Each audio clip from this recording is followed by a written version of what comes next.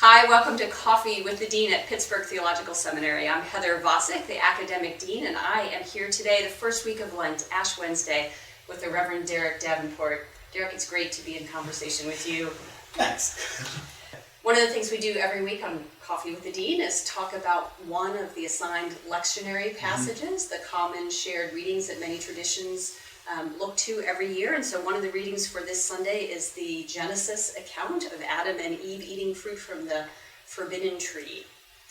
How would you preach that as Lent begins? Right. So I cheated and thought about this a lot ahead of time. And so the way that I would preach this passage and the way I would teach it are different. And so thought maybe we'll start with how I would teach the passage. So if I was teaching, I would use this book. So this is Illustrations to the Bible from 1835.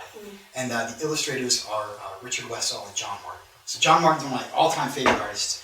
And he's famous for these landscapes. And he paints episodes and narratives with huge landscapes and tiny humans.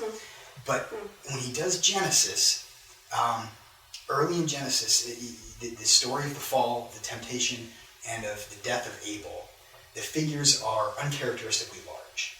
And as he draws these pictures, these plates, the first one, you see the temptation. Adam and Eve are standing sort of bolt upright, and there are huge, strong, thick trees behind them that are perfectly vertical. Then in his picture of the fall, all the geometry changes, and Eve is slumped over, and Adam is kind of bent over, covering his face, and the trees are replaced with willows, and so they're bent, and they're it almost looks like they're withering.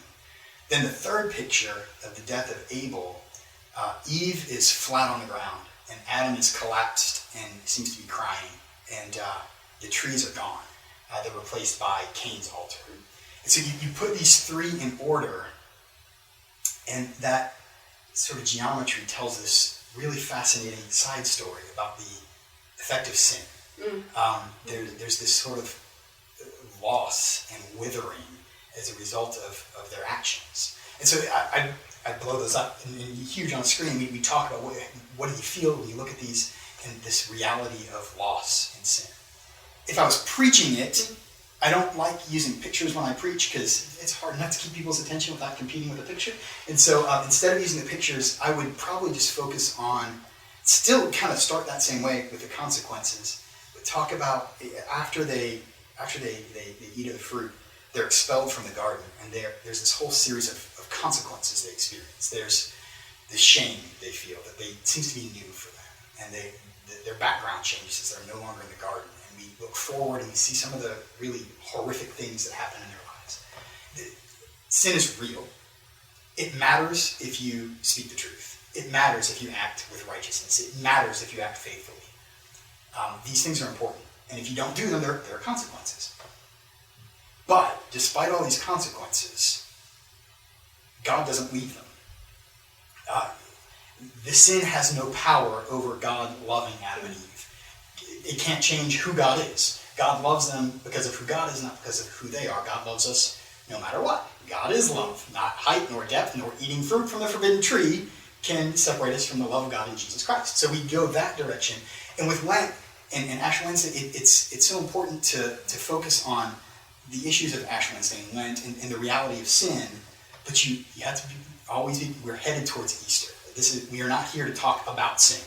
We're here to talk about something bigger and better. And so that might be the way I'd go at it, is teaching, use some pictures, preaching, you might go at it from that direction, but ultimately we'd be headed towards the fact that God loves us no matter what. Nice. Even through it. Very nice. Yeah. I would attend either that class or that worship service. I'd be glad to be there. It would make me very nervous. And the viewing audience may not know that we have a shared affinity for church history, so the thought of a book from the 19th century as part of our conversation seems fitting. It's only right. Yeah. Well, Reverend Derek Davenport, thanks for being here on the inaugural week of Coffee with the Dean, season number 5. Thank you for coming to this side of the camera. It's good to chat. And please join us next week for the second week of Coffee with the Dean in 2020.